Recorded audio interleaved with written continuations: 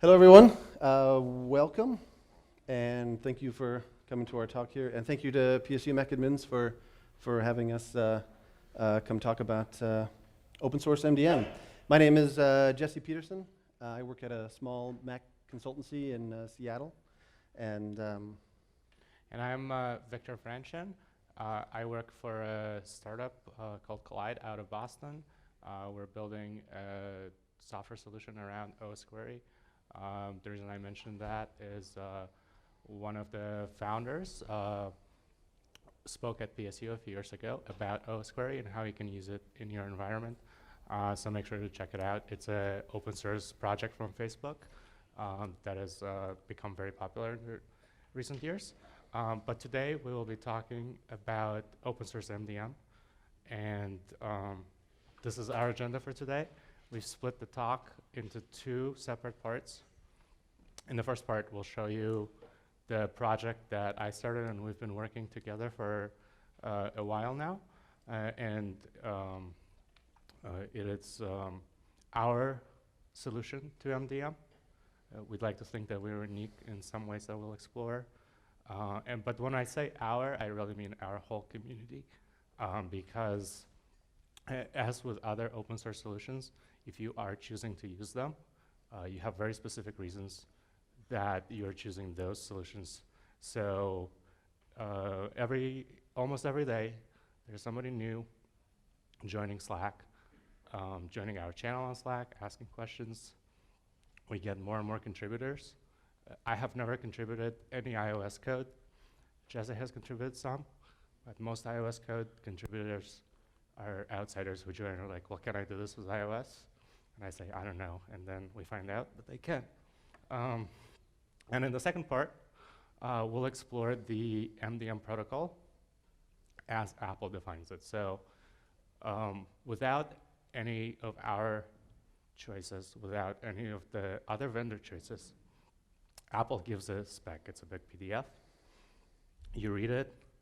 You read into the details, how you want to interpret it. But as a Mac admin, I think everybody should be familiar with it because it'll help you troubleshoot. And MDM is very difficult to troubleshoot because there's lots of moving pieces. Sometimes the most important piece, the server, is not something you're in control of. So knowing the spec and knowing what to expect at particular stages can become very helpful. It is a very technical part of our talk, so we've been writing blogs online. Come to our channel after in Slack, ask questions. We're always happy to help, but we'll go through the major points there.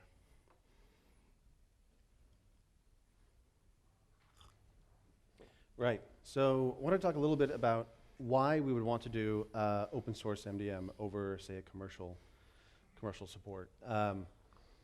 So oftentimes, commercial MDM may not do what we need or in the way in which we want it to happen.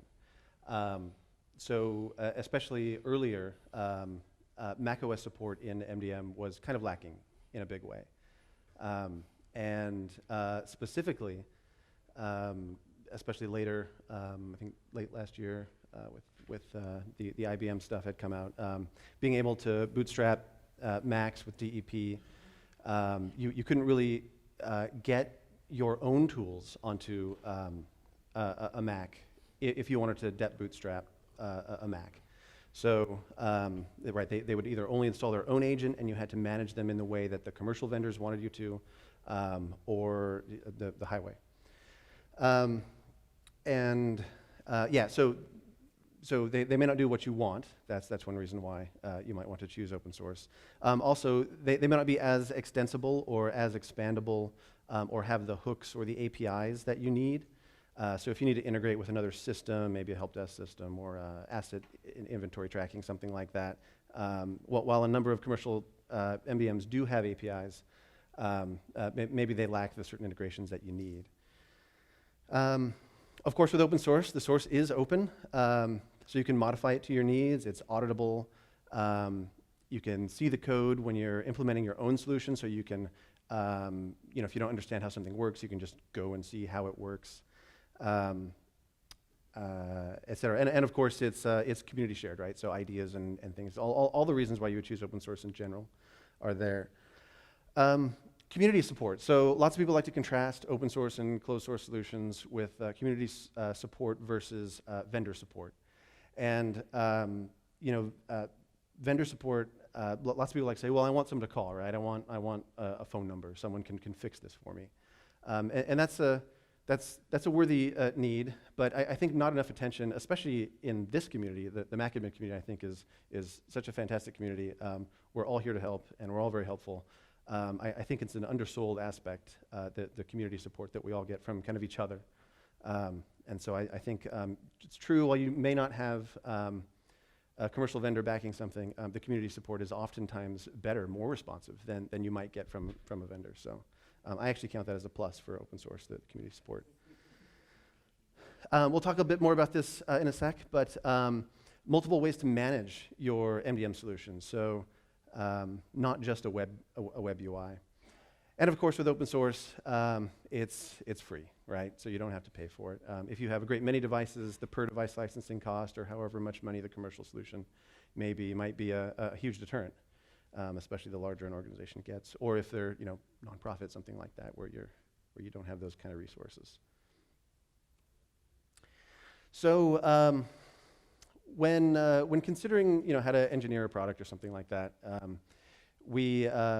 there's multiple ways to do it, and we wanted to do things a little bit differently. So most MDM solutions, commercial ones, the primary way that you manage the system is through a web UI, kind of like with Profile Manager or many of the other commercial MDMs. And so that's one way to do it, where you log into a web page and you check boxes and you type in a web form and you hit save and that whole workflow. But that's not really where we wanted to go with it. In the community, of course, we have all of these great management tools like Puppet, like Chef, and et cetera, that have a different style of management, right? So you specify what a device wants to look like in, say, a textual form in a configuration file. In Chef, it's cookbooks. In Puppet, it's manifests. And so we want to do something a little closer to that and a little less like web clicky UI stuff for a whole bunch of reasons. When you do things on a web interface, it's not immediately sure who made the change or when the change was made. You're just seeing the settings. Whereas in the other way of doing things, the DevOps way, most of those configurations are stored in source control. And when they're in source control, you get all sorts of fantastic benefits, like you get to see when changes were made, by whom. You get to roll back and forward those configurations, so testing becomes a little easier, et cetera. So when you started looking at micro MDM, the desire to move in that direction was definitely a huge goal, a big part of where we wanted to go, as well as some other microservice type directions as well. But for some of those benefits, right? That's not to say that UIs are necessarily bad.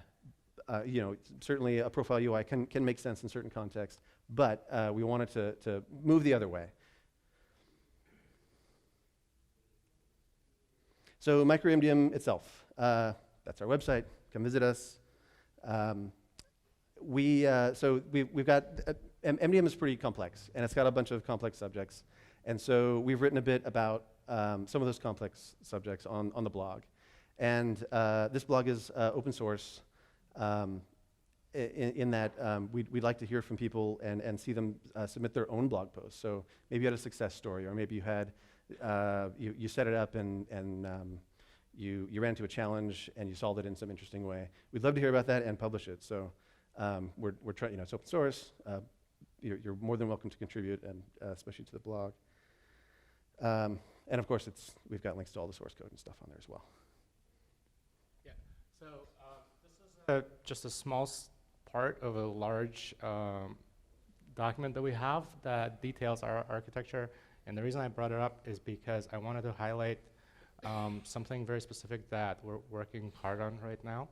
And this is that everything that happens internally in the server, the different subsystems, when they talk to each other, when the devices talk to the server, all of that we wrap that in an event, and we put it on a message bus.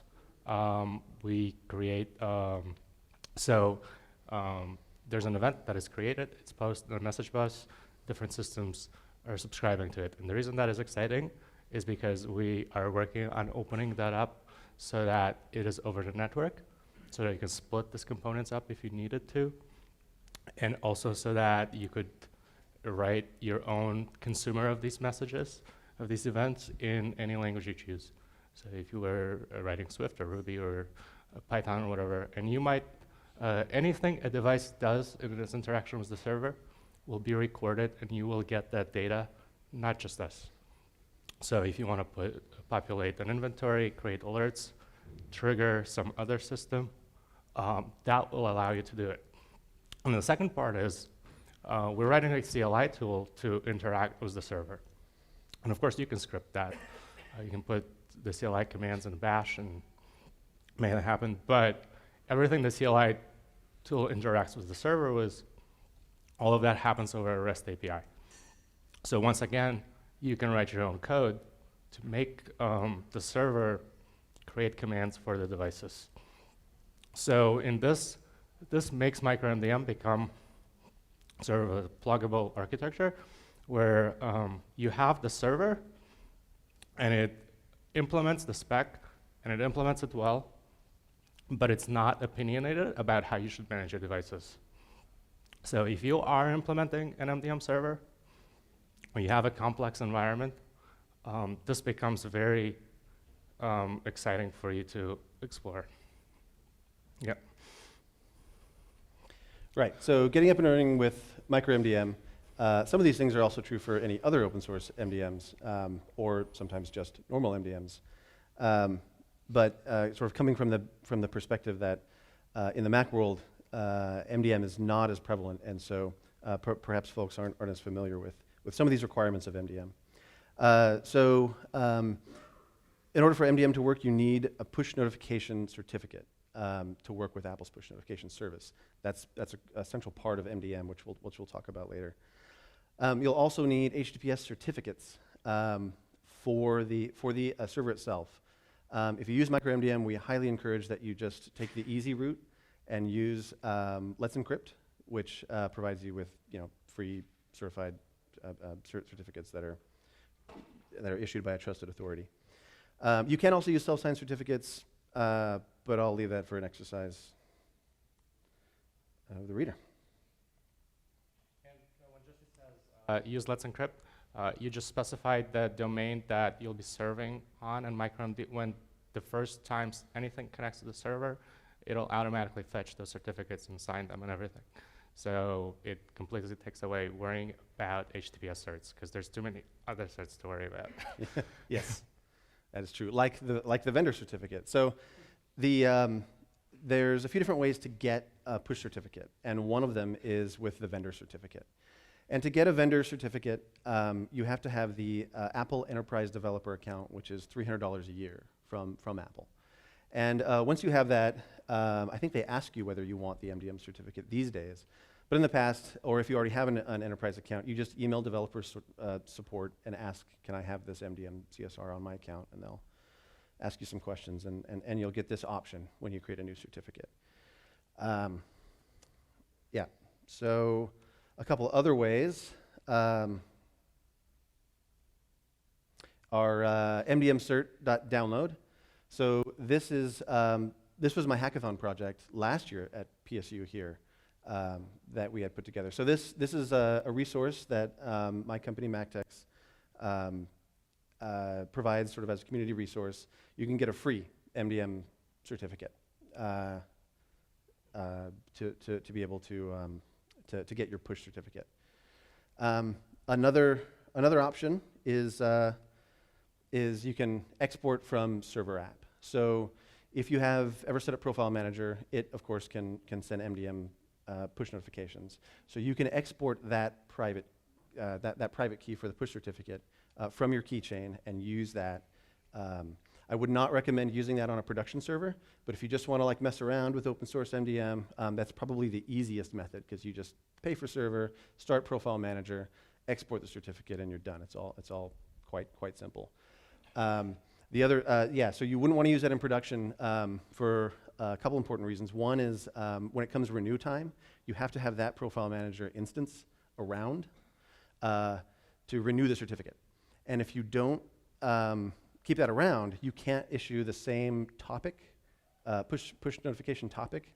But you'll get a brand new, different one, and you won't be able to send push notifications to any of your enrolled devices. So avoid that for anything production. But if you just want to test, use server app. So once you go through the vendor certificate process, and we have a blog post that details all of this, as well as the documentation for MicroMDM that walks you through this. Once you sign a request for a push certificate, and every MDM commercial vendor does this as well, including you have to do this through MDM cert.download. But you have to go upload that CSR request to identity.apple.com. I'm sure many of you have seen this dialogue before, to get your actual push certificate, right? So you submit your request to get the push certificate to Apple. You go there to do that. So that's getting the push certificate.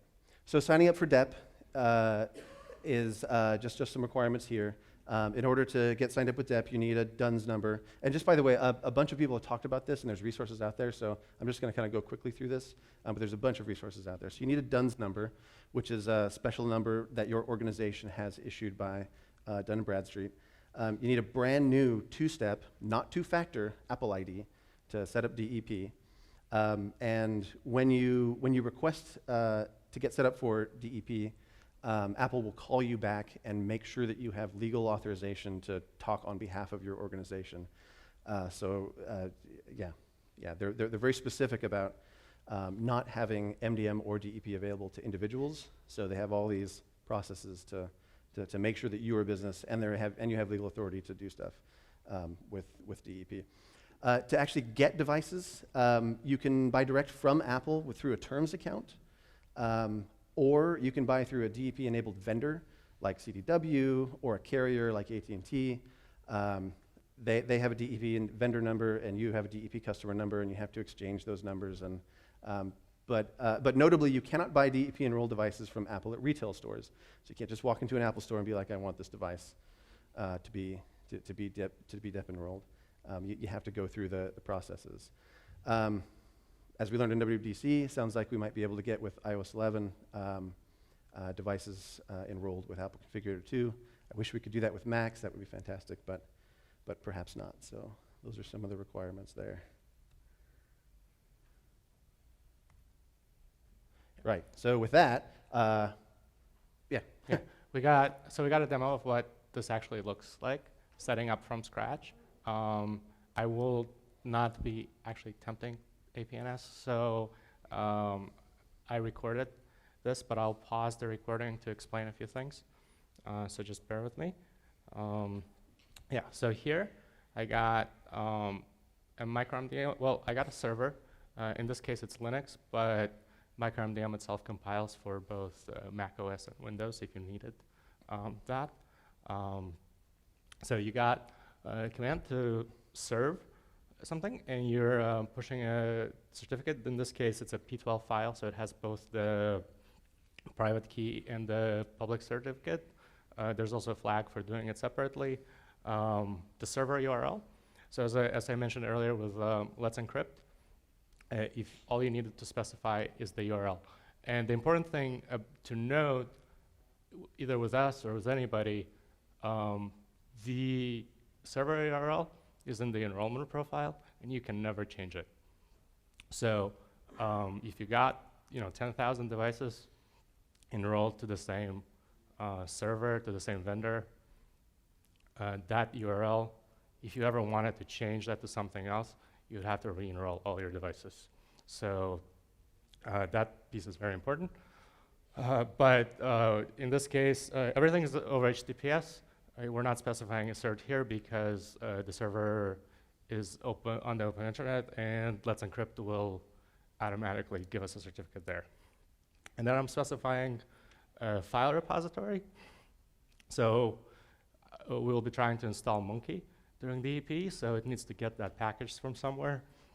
So we're specifying where that package lives in the file system, and then the password for the certificate P12 file.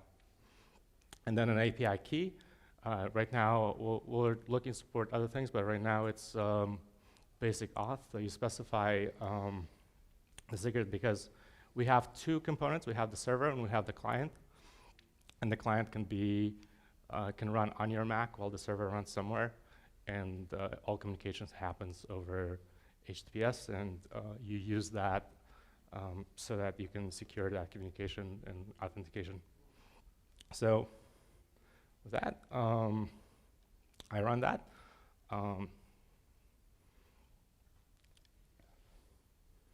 And the server starts, and it tries to sync from DEP. There's no DEP token yet.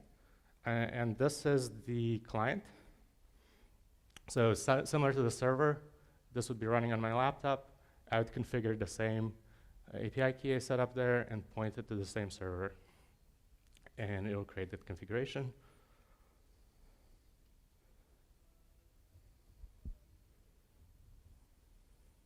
And you can check it later. And all that, it gets stored in your home directory. So now I can get devices. There's no devices yet. This is a brand new server. It's not connected to DEP. So I am exporting that token. Normally, you have all done this step if you have used an MDM. You just went to a web UI and you click something to download to upload to the DEP portal when you're creating that virtual server in DEP. So all that is a public key.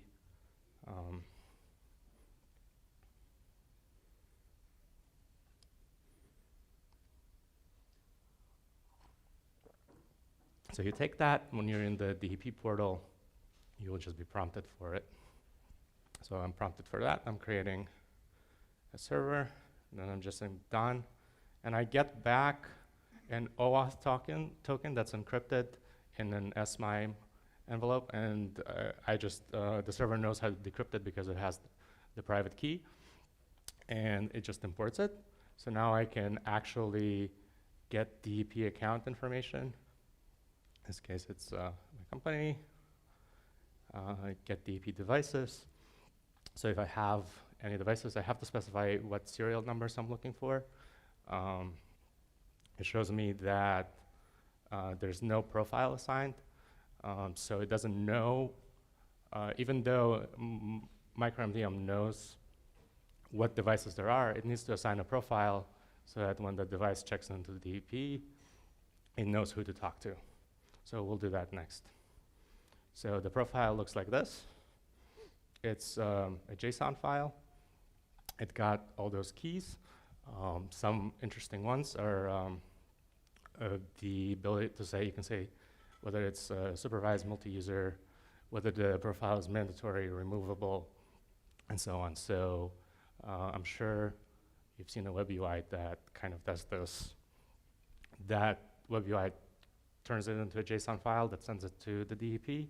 So we just left it that way because you can save this template and put it in Git, and your coworkers can see exactly what you're doing, and you can add serial numbers to that devices array.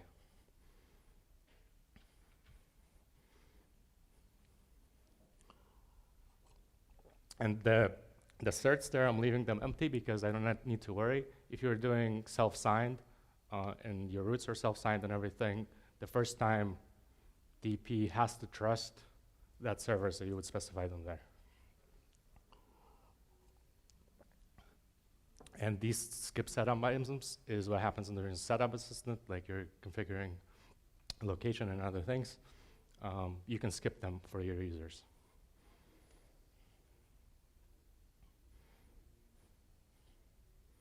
So I'm putting an actual serial number from DEP, and I'm assigning that profile.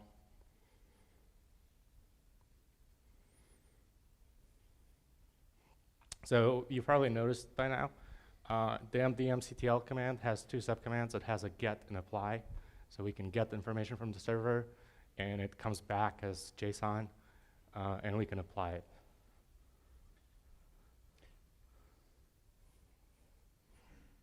Yeah, so here we can apply an application. a package file. In this case, we want to import monkey, so there's a few flags. It'll generate a manifest, and it will sign it for you if you give it a developer ID. Everything that you want to distribute with MDM has to be signed if it's a package, so that's another reason you might want that developer account. Just really quickly before you go on. The part that was just before this was the blueprints.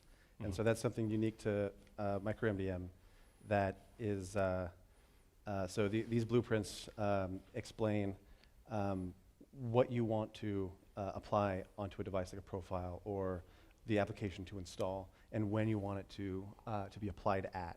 So this is kind of sort of similar to like a Puppet manifest or something like that. It's a bit early now, but anyway, just wanted to quickly.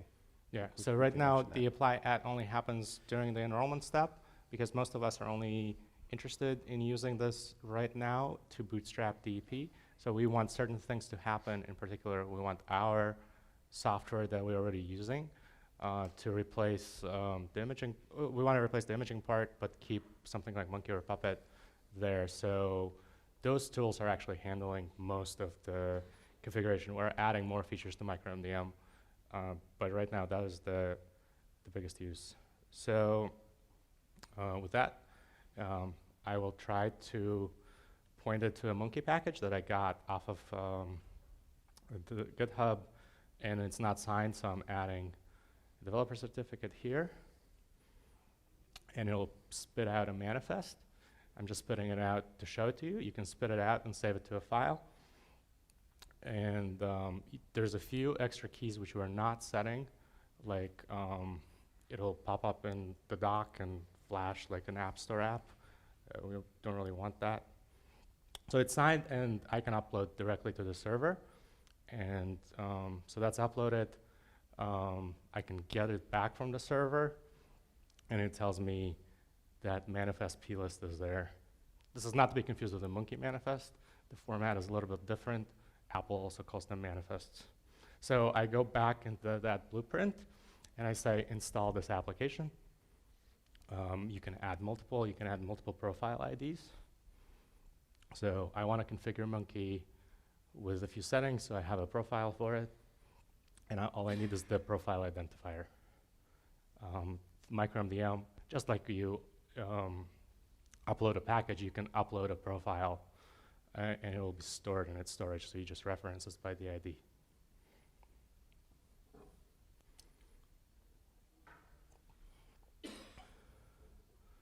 So then I apply that blueprint, and when the device will enroll, it will, those things that we specified in the blueprint is what will happen. So yeah, that concludes the part where I configure things. So now let me show you what actually happens when a device out of the box connects. So I got this other video here with one of our serial numbers. So when Collide is a all remote company, so we hire somebody on a Friday, they might start work on Monday. They're in a completely different state. I love DEP because of that, because I can give them a Mac that I know will be managed. So it's just a matter of getting the workflow correctly, but this is what will happen when they get that Mac. And this is not MicroMDM. This is a dashboard. I just want to show you that when we install the tools, the client will appear there. So this is a VM. I'm pretending it's a real Mac. It's very helpful when you're figuring out that workflow. We're selecting a country. It says it's managed. It's a mandatory profile. They're going through a few steps. They're creating a user. And there's things happening from MDM, and it's setting it up.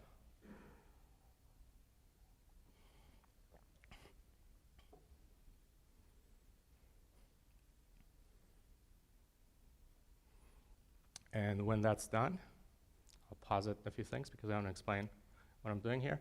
So I use, there's a few different tools out there that are doing this, and we as a community, whether we're doing this with GM for simple MDM, we're trying to figure out what's the best way for our users to experience this. And I use a tool that Craig wrote called Yo, which which creates these push notification-looking notifications. So I say, welcome to your new laptop, and then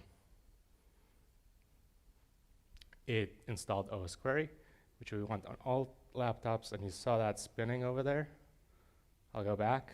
It's because it's getting information of a new machine, and then it actually jumped here. So this is that VM that I was enrolling. So I'm saying that OS Query is updated to the latest version, and then I say that the bootstrap process is complete. You might have more things happening. I have a very lightweight process right now. I need Monkey, Puppet, and OS Query on all the devices. And I will manage things with Monkey going forward. So yeah, so that is our demo. And that's what the experience is for a new employee, whether they're remote or local or all that. Yeah, and now let's discuss a little bit about the protocol itself. Let's discuss the difference between MDM and DEP, when one starts, when the other one ends. So why do we want this? Well, hopefully the demo convinced you a little bit, but I've been hearing a lot of talk about why do I want this? I have them, my tools, they're perfect. Imaging works really well. I don't really want this. Well, Apple has been hinting very strongly that that is how they want us to manage their devices. When Apple wants you to manage devices way, it'll happen. Might not happen this year, might not even happen in 5 years, but it will happen. So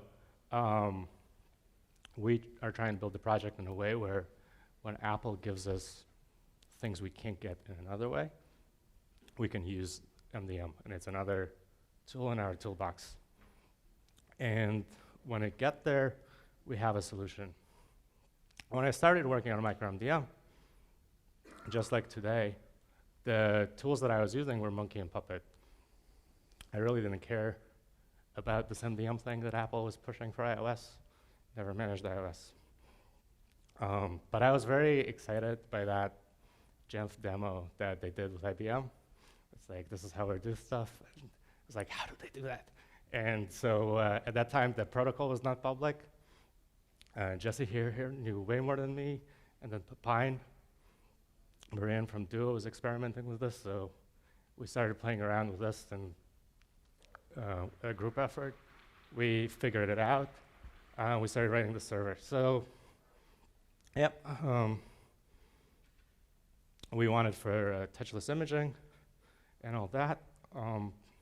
So what is DEP?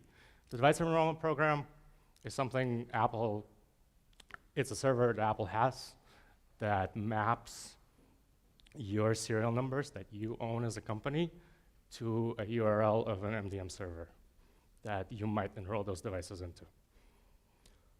So as Apple calls it in one of the, when they announced DEP, they said it's an enrollment optimization. DEP is not MDM. It doesn't manage devices. It just tells them which MDM will manage them. And yeah, so DEP itself is it's a REST API. We've been hearing, as we've been having conversations here, we've been saying, well, what happens if DEP is down? How reliable is this service? That's a concern a lot of us have, because with imaging, we control Deploy Studio or Imager or whatever. Here, Apple controls this thing well. And you might go one day on deploy.apple.com and think that that service is not operational. We don't really know. I think it's pretty reliable. Myself, I've never really seen that be a problem. But the important thing to note is that DEP is actually composed of multiple services. We know of at least 3. There's deploy.apple.com, where you go and you specify which serial numbers belong to what server. There's MDM enrollment.apple.com. And that is the server that your MDM talks to DEP to take devices from, to assign a profile. That OAuth token that we created in the beginning is for communication with that endpoint. And finally, there's iprofiles.apple.com, which is the server that your Mac connects to during Setup Assistant. So when you say that you have trouble, like something's not working right, it might be helpful to figure out which part is failing if you'll be writing a bug report. So the way I test that, other than having access to the server itself, is that you can run, there's a tool on your Mac called MDM Client, which is what the actual agent that Apple writes, and it has a subcommand called DEP nag.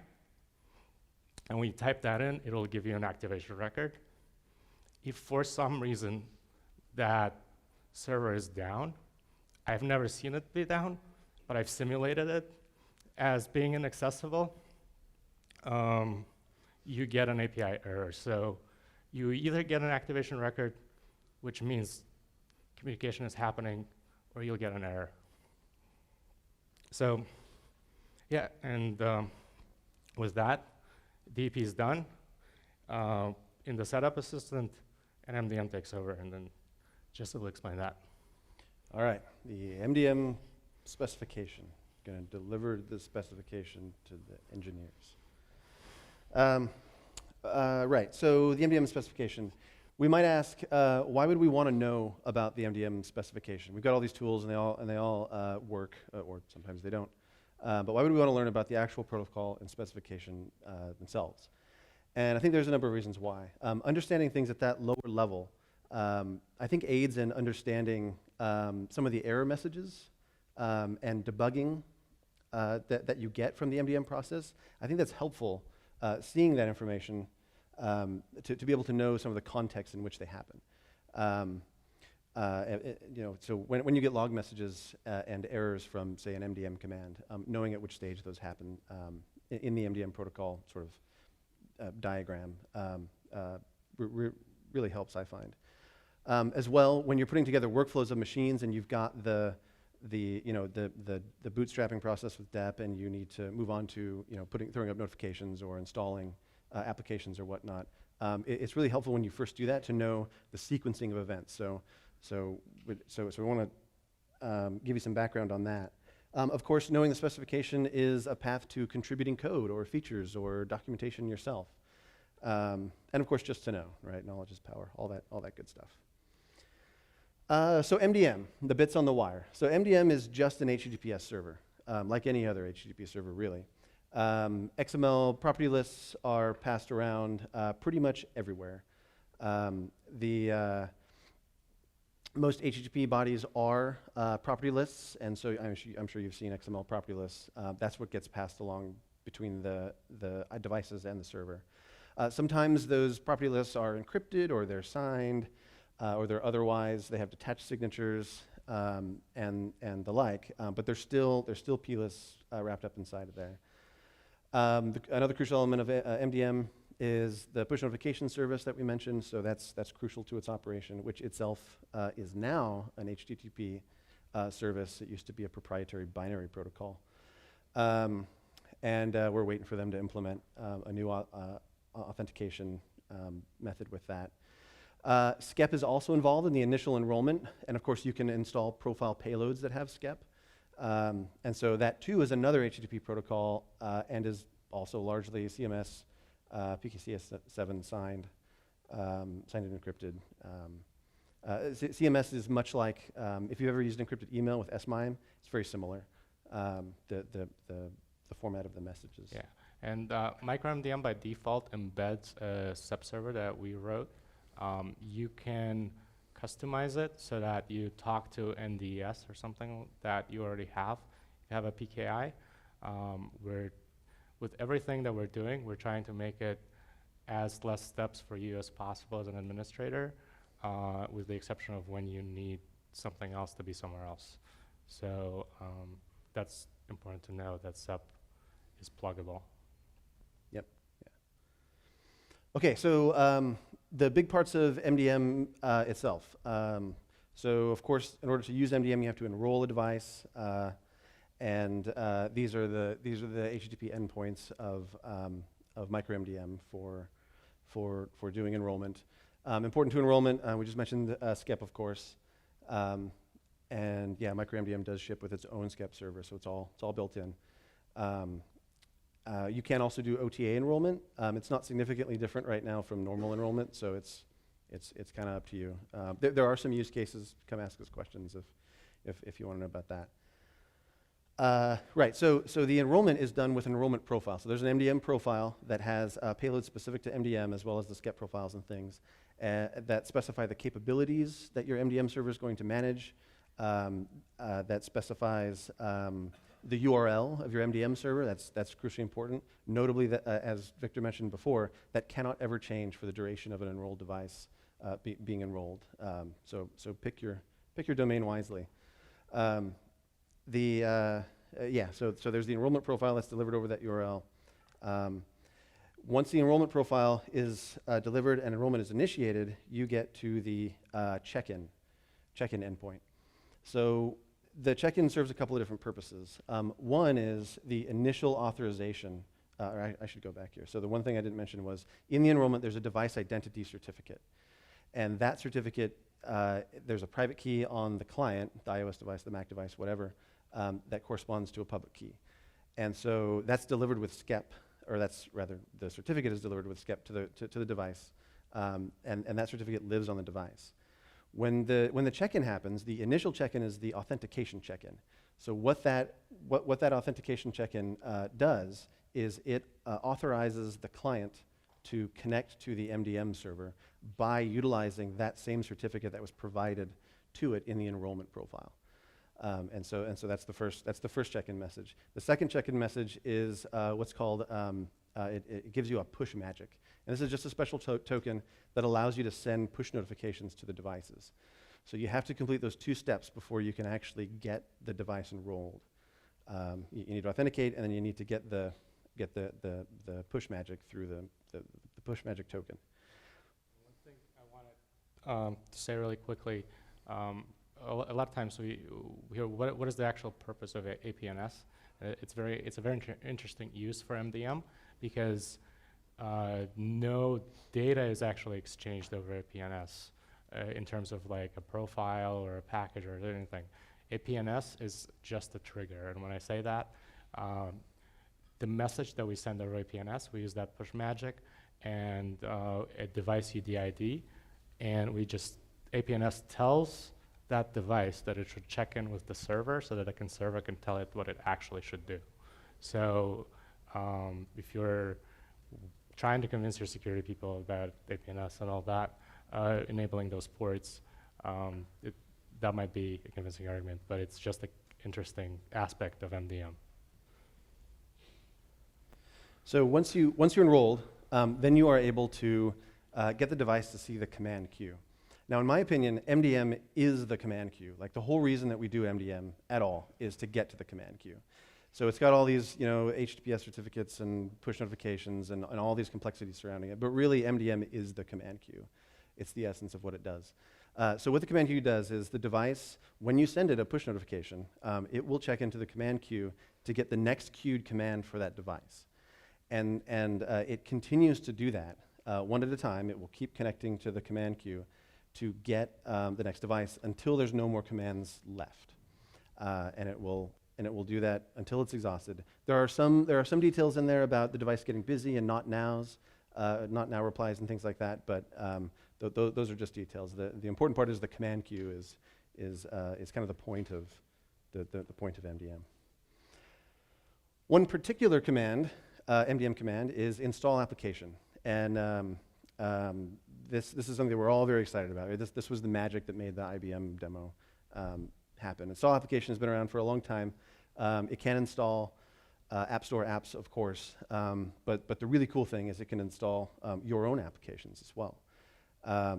As I mentioned before, commercial vendors didn't really support this to be able to install arbitrary applications, right? If a vendor supported this for DEP, for example, it would just be to install their own binary, their own agent, which we didn't really want to do, right? We want to install our own stuff. We want control of these things. And so, but I think just recently, Simple MDM was one of the first, if not the first, commercial MDM to support. So shout out to Taylor Boyko there. Simple MDM. So the install application has a couple components. One is the command itself, but the command references an app manifest, which we saw earlier in the demo. And the app manifest is a file that lives on a web server that the client references from the install application command. The application manifest has details in it about where the actual application lives, right? So there's the install application command, there's the application manifest, and then there's the actual .pkg, right? The actual package you want to install. And there's some other details in the manifest that specify some details, some control over how the package is installed. For example, whether it kicks off a launchpad animation or whether it's entirely in the background. There's a little bit of control there. But again, the important part is the manifest specifies the location and the cryptographic hash of the destination package. MicroMDM will create the manifest for you from a package, as we saw, as well as upload it to its own server. So it's all just kind of, it all does it for you. But the flexibility to store your packages wherever you want is there. So you could put them in an S3 bucket or on your Monkey repository or something like that. All of those are possibilities. You don't have to just use the MicroMDM location. You cannot use a flat package. You will get some really weird errors that it'll try to install it and just silently fail until you installed it and didn't do anything. It has to be a distribution package. And the difference there is that you use the product build command on a flat package and it gives you back a distribution package. So everybody who's implemented MDM ran into that multiple times at first. And the other important thing about any package installed with a install application must be signed by a certificate that is trusted by the device. And the easiest way to do that is just use an Apple package signing certificate. That's the easiest way to just make sure that's not an issue. Okay. So I wanted to talk a bit about the DEP process. You saw the demo that Victor showed, but I wanted to be a little more specific about the steps that are involved. And this is to hopefully give you an idea of some of the places where you need to think about your workflow, think about when things happen, et cetera. So you power on your device. And of course, everybody's gone through Setup Assistant, but the Apple logo loads, starts loading, and very early, what's not shown here is if your computer does not have a network interface, it'll say, hey, do you want to connect to Wi-Fi? So it can attach to the network before it tries to fetch the DEP profile. But the DEP profile is, and that's not a configuration profile, it's a JSON file. I don't know why Apple conflated those terms, but the DEP profile is fetched early on in that process. So and I mention that just because whether it worked or not, you won't know until a few screens later, which we'll see. So it's kind of confusing. So anyway, you pick your country and your keyboard as you normally do, and right here is where you know whether it worked or not. So the DEP enrollment is presented after a couple of those screens come up first. So you don't really know based on visual state what's quite happened. You got to click through these things. But when you do get there, you get a screen, and this particular screen is from 10.13. It looks a little different. Notably, it has, it's a big gear for one, but it has a little dialogue now that in a blue link, it's kind of hard to see here, that pops down. It's a sheet, and it kind of explains what DEP is for the end user to understand. So anyway, that changes for end users. It gives them your phone number. So it tells them at the bottom that if they're not happy, that's the phone number to call. Right. So, yeah. So one detail about DEP is a component called device configured state, and so if you set that to true in your DEP profile, the device will actually wait in Setup Assistant for your MDM to send it a finalizing command. And the reason for that is because in that stage, we'll get to it here, but there's some things that you can only do in that state, and I'll talk about that in a second. Once it gets past the DEP presentation, and by the way, you can set the ability to skip the DEP profile, and that's useful if, for example, you don't want to fully commit, right? If there's network issues or something wrong with your MDM, someone may not be able to use their laptop, so that's an option that they can skip it to manually walk them through it or something, if that laptop is far away and you can't touch it, for example. But anyway, once you get past the DEP enrollment, then the actual MDM enrollment happens, which is separate from DEP. And while it's similar to a normal MDM enrollment, the DEP enrollment is different. It's what allows a device to be analogous to supervised. There isn't really supervised on Mac OS, but it's similar, right? There are special privileged MDM capabilities that are only capable if you've DEP enrolled a device. So the MDM enrollment happens there, and as Victor showed, you can actually exclude a bunch of these setup assistant steps. You can just skip them, which is nice. So if you don't want to have your users have to sit through some of that boilerplate stuff, you can just skip all those. Once all those are gotten past, then you have the user account creation. So you can actually create a command in that await configuration state to create a user, so that they don't have to create a new account. They'll still have to log into it. I think most people would want to have the users create their account because they'll want to know their passwords, right? But anyway, there's some flexibility there. Once the user account is created, and you've set per user MDM abilities in the DEP profile, this is where the per user MDM token updates happen. So what I mean by that is MDM can both target profiles and commands and devices to devices specifically, or you can target specific users. And so you get a very similar token update per device, per user that you get for the device. So you set up the rest of the command, or the rest of Setup Assistant with the time zone. You probably want to leave the time zone alone, although you had a great idea, just a side thing. Perhaps in the earlier stages, you can install a package that sets the time zone for the computer. I don't know, that needs some experimentation. Anyway. But if you're shipping this Mac to elsewhere, in wherever you are, you might want to have them walk through the time zone. And of course, we can skip the diagnostics. And then it shows up on the desktop as you would get a normal Mac. This is a stage where you might want to start kicking off notifications or things to start working through workflows. And yeah. So an interesting thing here is that you see the doc pop up there, but you see the diagnostic and the select time zone. If you are trying to schedule when things start happening visually, they actually start happening during the select time zone, because that's when the user is actually logged in. So that's when launch kicked the user session off, but the user is not seeing the screen yet. So a hack that a lot of us are doing is that we wait for the doc to start running, because that's when you know. So that might be very helpful. And then the other thing is I wanted to highlight here is that first screen with the widget in 1013, and it's the screen that says that the company name wants to manage your Mac. Once you get past that screen, the EP is completely done.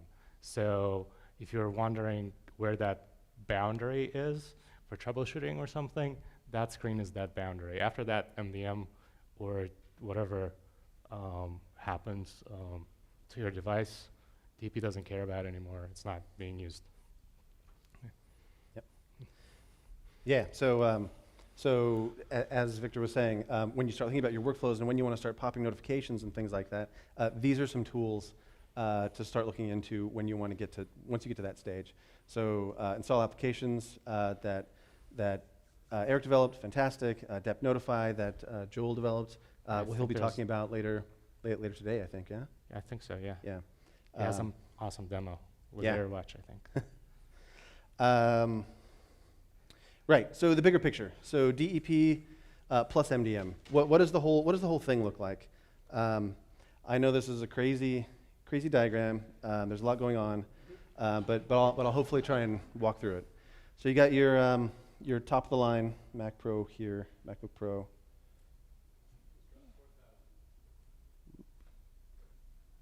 There we go.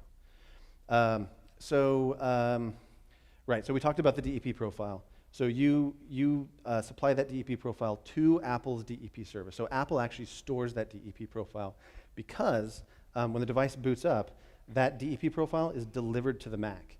And so the Mac now looks at that DEP profile to do the next steps, right? So when it starts booting up, it'll retrieve the DEP profile from Apple, and then it will start the MDM enrollment. And that jumps over here to your MDM server to the enrollment and token updates and authentication that we talked about earlier. Once it's done that, then we have the ability to actually send it an APNS push notification. So I'll reiterate here. So this MDM push notification is something that your MDM server sends to Apple's APNS service. Again, it does not contain any commands, any data, anything about the actual things going on in MDM. It's just it's a push, this little tickle for the MDM client on the computer to then go check into the MDM server command queue. So you send a push notification to the device through the Apple service, and then it goes and checks in with your command queue and starts popping commands off the command queue. And so we have just various commands in there. And we've got skep, which happens in the enrollment stage, which can be attached to your MDM server. So I just kind of want to put that all together.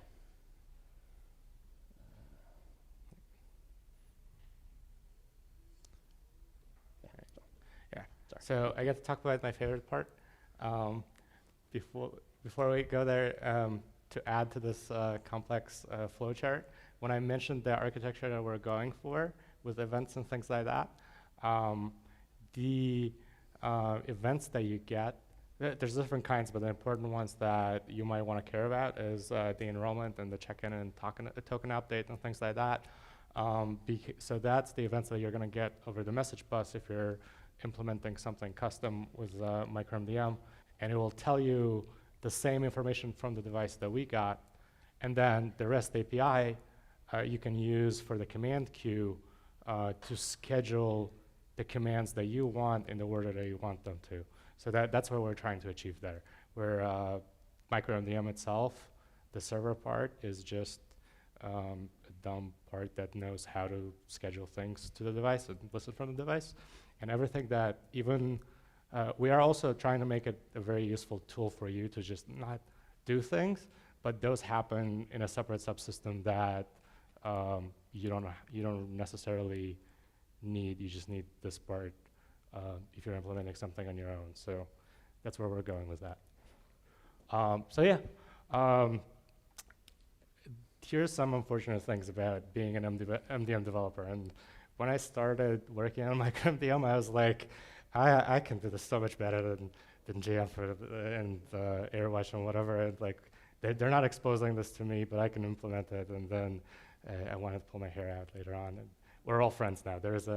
On the Mac Slack, there's an MDM dev channel where you will find representatives from pretty much any big MDM vendor because we're all reading the specification and saying, like, what is Apple actually saying here?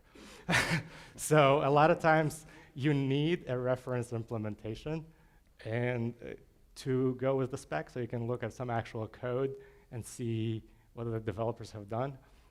And up until recently, and for us, that was Profile Manager. And for a lot of people, it was just to try and figure out Profile Manager, which is written in Ruby, PHP, C, and a few other languages all bundled together. So we've noticed more and more people are going on our GitHub, are updating our wiki, and we have a section for open radar bug reports and things like that. So it's becoming, if not necessarily the server that you're using in production, it's becoming the server that you might want to look at to build one yourself. So yeah, so there's, as you saw, we explained a lot of different things about certificates, about needing to talk to Apple, Apple calling you, setting up all that. The hardest part about MDM is actually getting started, because there's a lot of bureaucracy, there's a lot of certificates, there's things like that. Once you get started, it's pretty smooth. It goes from there, and you only have to do those things once, or in case of certificates, once a year. So, but that, for us as a small project, it becomes very hard to convince others to get started, because that first initial step is a very big ask. So, yeah, there were questions of, is DEP available all the time, how reliable it is, how scalable it is. Those questions are unanswered.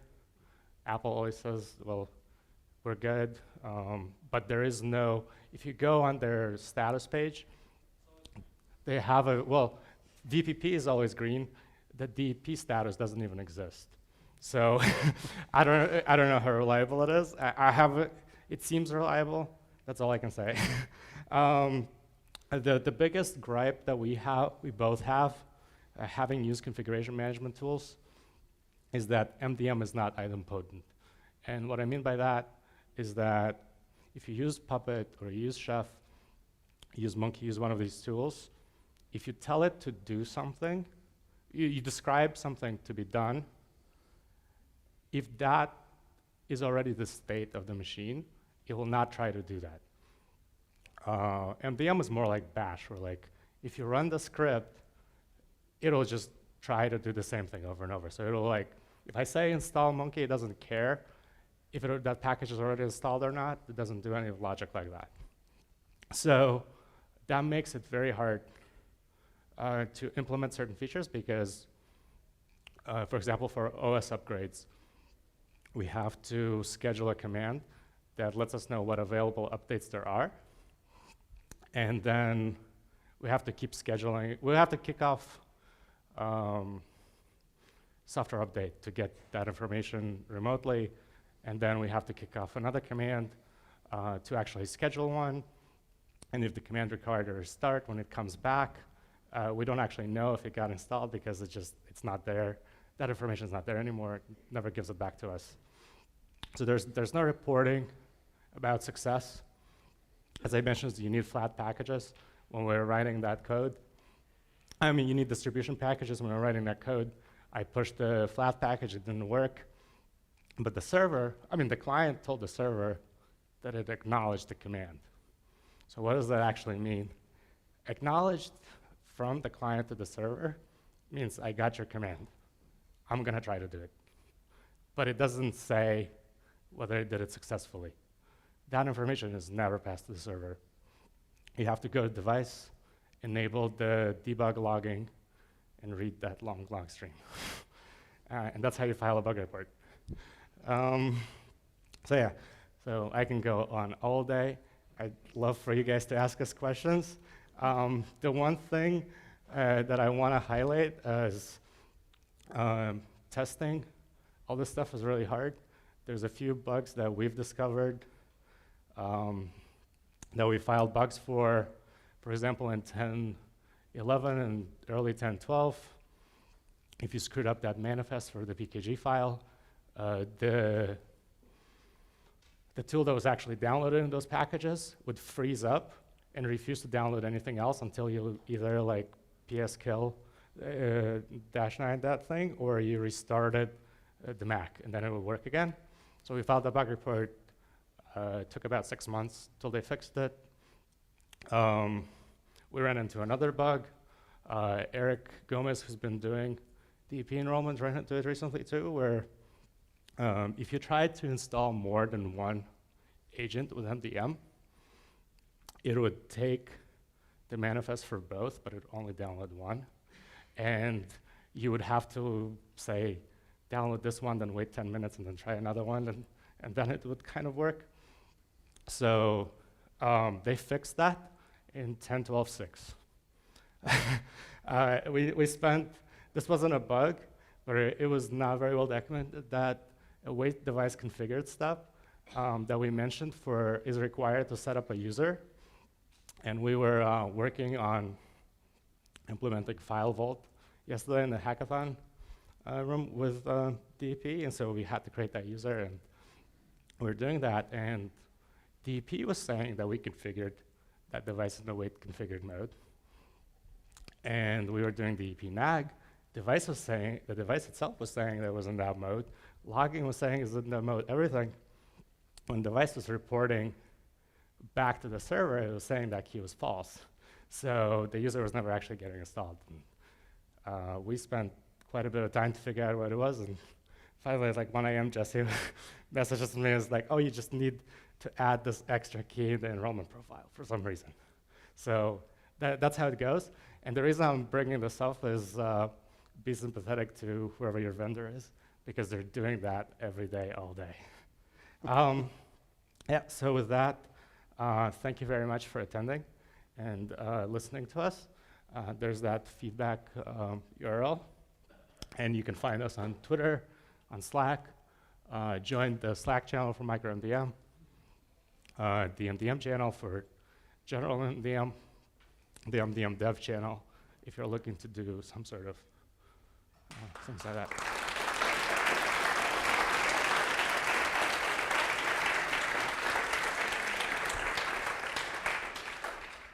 I suppose we do Q&A? Yep. Oh, sorry.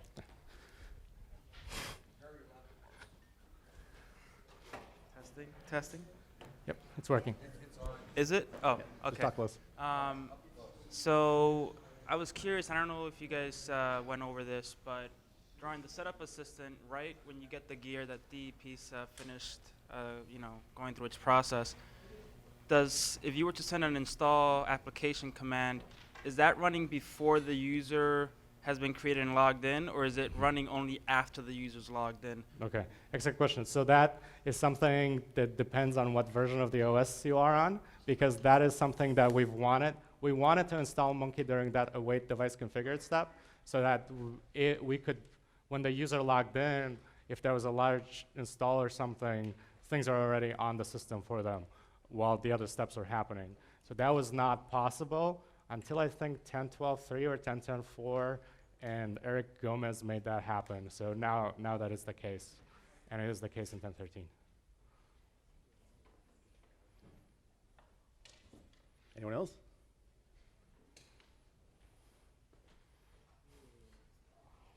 Do you have to use DEP to use this setup? No. To use micro MDM? Do you have Yes. to use? Yeah, no, you do not have to use DEP for micro MDM. But- And you don't have to use Max either. Yeah. Even though we are not focusing on iOS, you can enroll iOS devices and send them Yeah. commands and stuff. For me in particular, when I write code, the part that I really care about is making the DEP bootstrap process work well for me. So that's the best supported thing. But yeah. Good. Well, thank you, everybody. Thanks again, yeah.